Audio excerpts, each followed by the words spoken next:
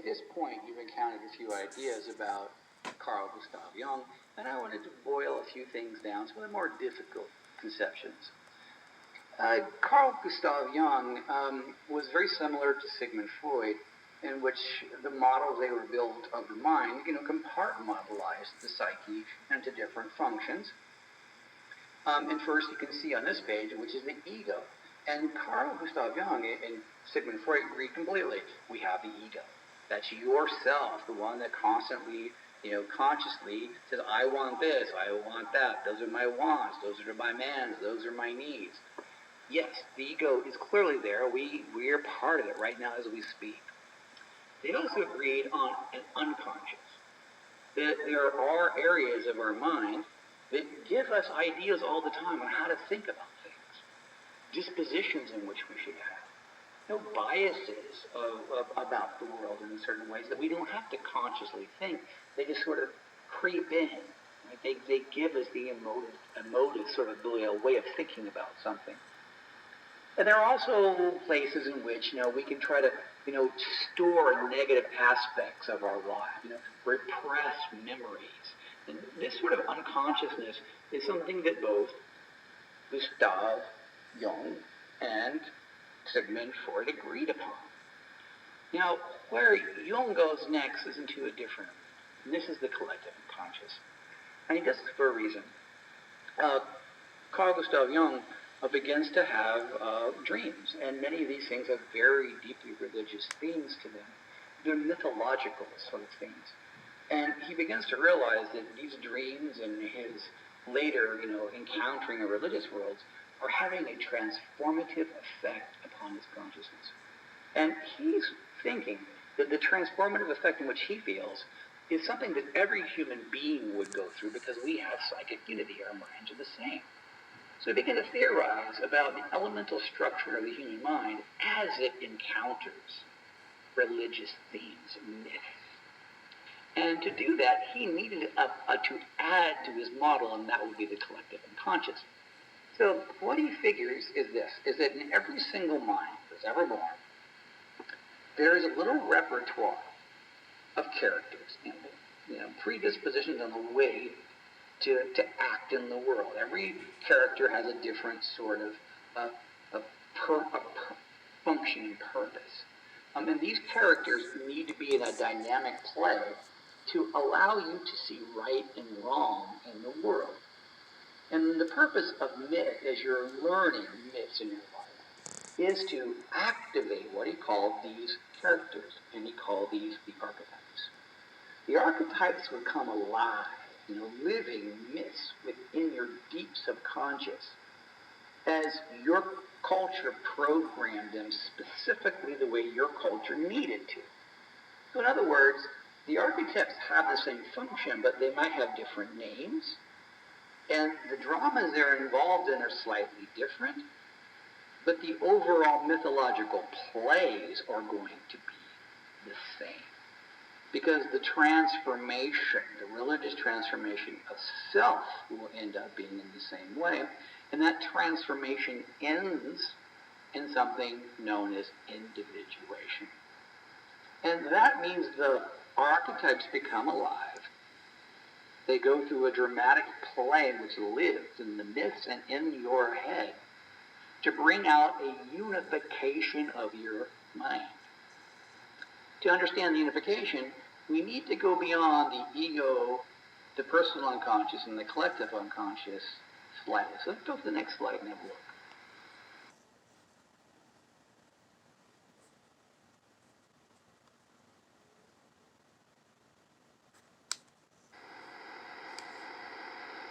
This is sort of a rough sketch of what Carl Jung's model of the mind would look like. He wasn't trying to make this like the physical structure of the mind, like an onion, where you see the collective unconsciousness somewhere, and the self is somewhere, the persona is somewhere, or the anima somewhere. That's not what he was thinking. He was thinking that they were in relationships to each other like this, which means they were on opposites. That the mind was built in sort of binary or opposite structures, and these opposite structures were initially out of balance, or they were dynamically against each other. that prevented a cohesive wholeness that would emerge as something in your life as you grew as a self, a complete unified model. This is a disparate model.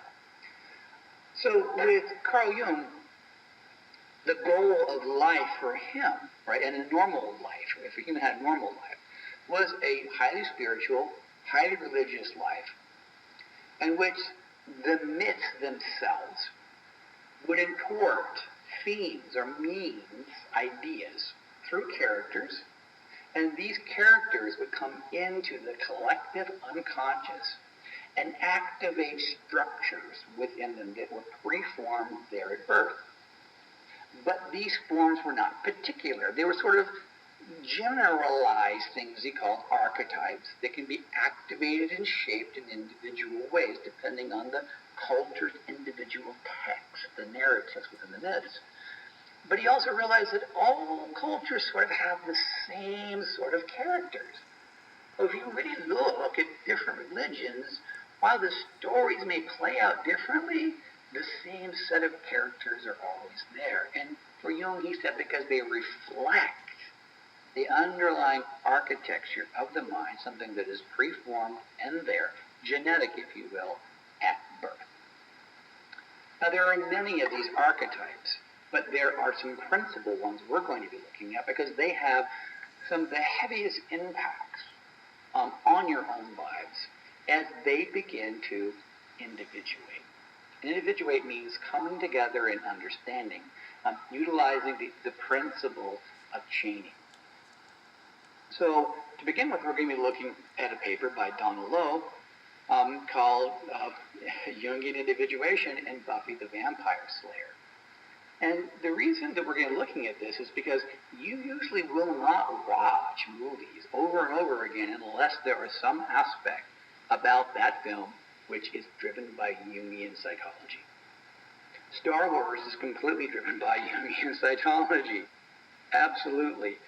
Lord of the Rings is completely driven by Jungian psychology. Harry Potter is completely driven by Jungian psychology. And some of my dearest movies, my most favorite is the original Matrix. And let's talk about that as we describe this model. If you've seen it before, we have a principal character. His name is Neo. He's living in the world which he thinks he's in control, the ego, right? It's a world where he's got mastered and he can survive. He's just surviving in the world. And very egoistically.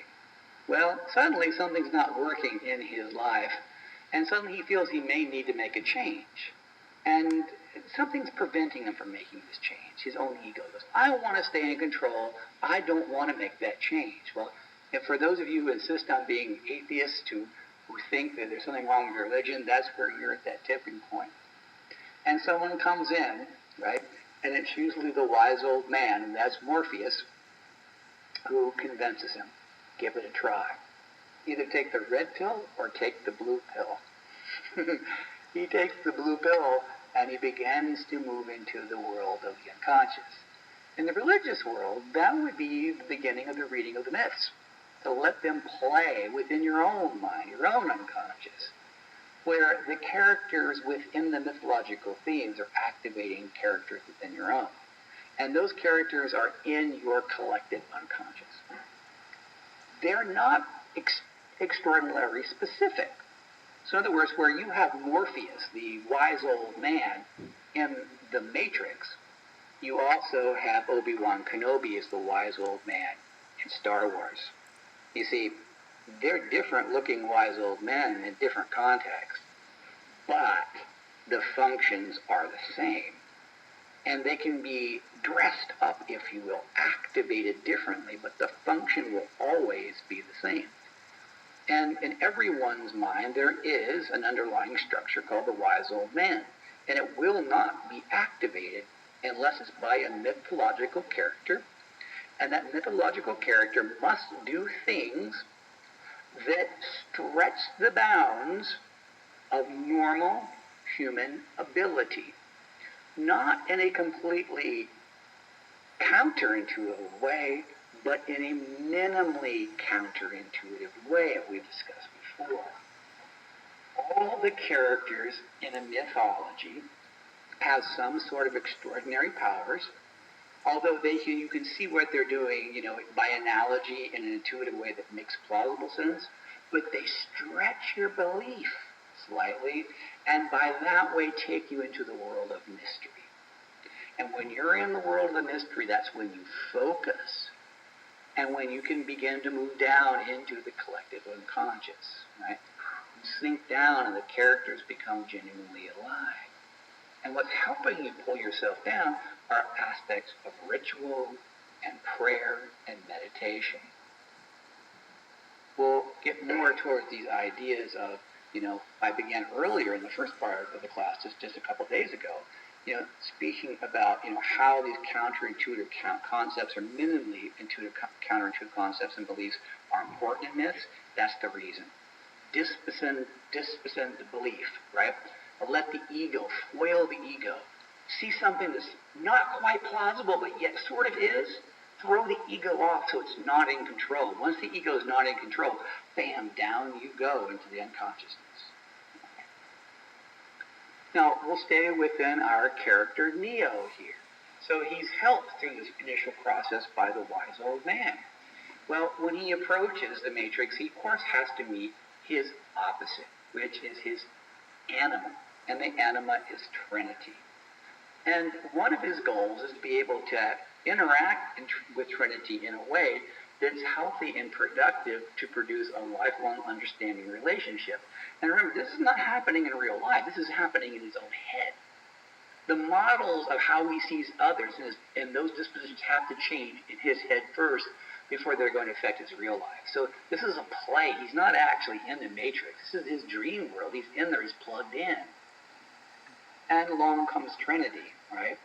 And Trinity both teaches him, both works with him, both challenges him at the same time to sort of forge a new sort of understanding until they begin to blend together. And of course you can see that if you watch the movie and the change in Neo's clothing and the change in Trinity's clothing. They begin to wear the same thing, sort of semi-male, sort of female, black garb, all looking the same.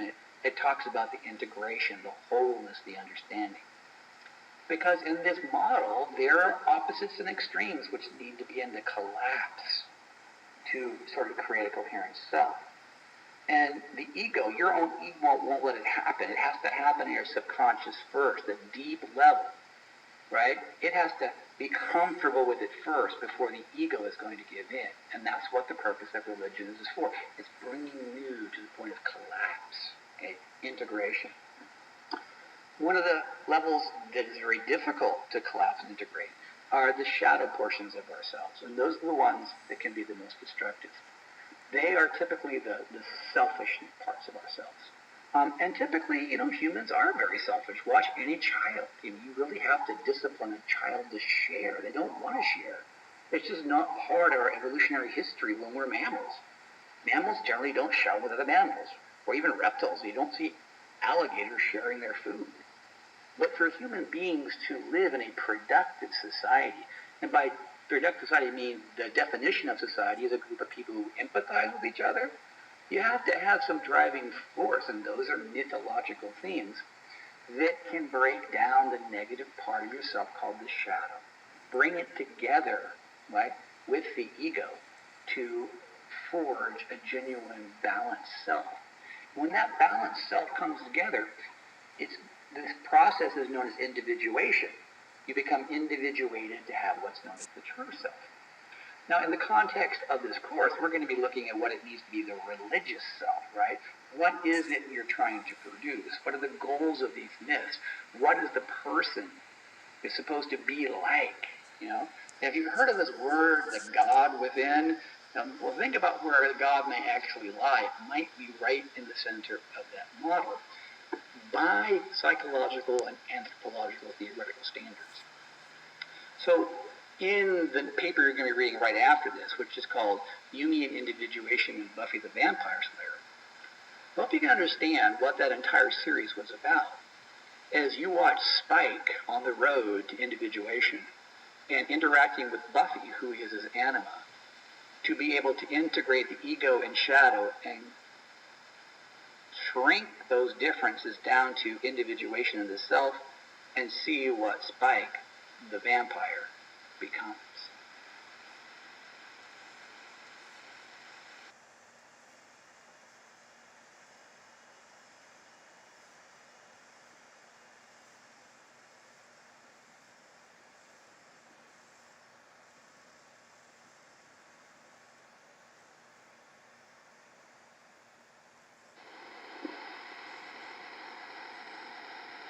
In anthropology, we're always looking for functions of things. What are the outcomes? What are the functions of things? How does it help integrate society or individuals? So what is the function of the realization of self in the process of individuation? Well, when you think about things that with culture is supposed to satisfy, one is happiness and a sense of security. Every culture is trying to seek that for its individual. And while culture can do it in material ways, it also needs to do it in psychological ways. Someone who is completely individuated is completely fearless. Think about Gandalf. Think about Dumbledore. Think about Yoda. Think about Morpheus. Think about Obi-Wan Kenobi. They fear absolutely nothing.